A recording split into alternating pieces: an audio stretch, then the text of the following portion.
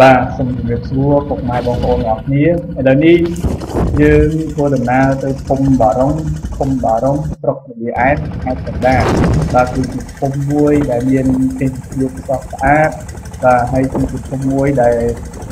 ដាំបាទនៅប្រភេទដើមទូកជាច្រើនបាទមើលទៅពីស្រស់ពីក្រមបាទស្អាតមែនទែនអញ្ចឹង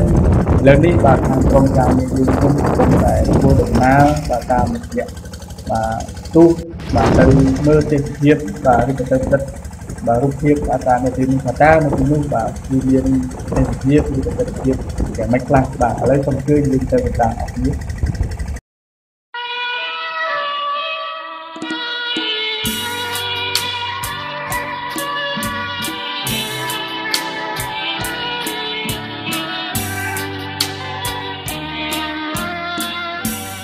ដីកោះគុំដងទុំអើ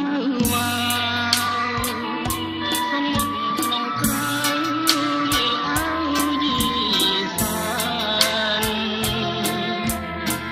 ខ្ញុំនឹងនេសាទជីវិតបត់បានរស់នៅផ្ញើប្រាណលោកស្ដីជលសារសៀលកងភ្នំទូករៀបចេញ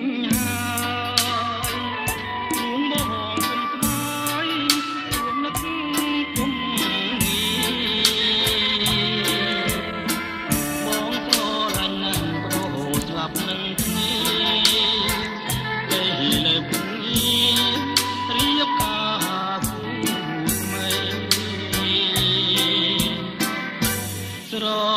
នងផាហុំខ្ញុំចងដៃបងទុំជាចំណងស្នេហាពាំងក្ដីក្លិនមិនតា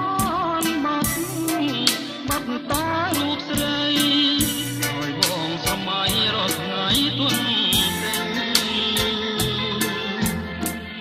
សមុទ្រសែនធំមើលពុំឃើញត្រើយតែមិនស្គាល់ឡើយនឹងចិត្តស្រឡាញ់នឹកឡើងកាលណាអរសែនខ្នើយមិនគួរបើចាញ់ស្រីកាត់ស្រីខ្វាត់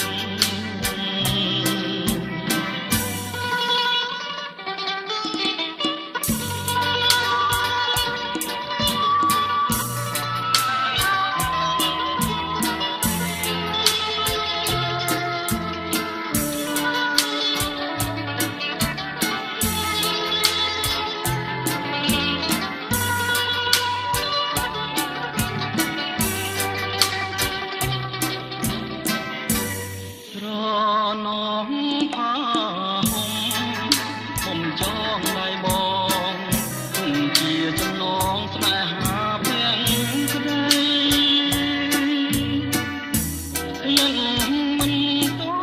ន់បាត់តារូបស្រីឲ្យបងស្រមៃរាល់ថ្ងៃទុនទីសមុទ្រសែនធំមើលពុំឃើញត្រើយ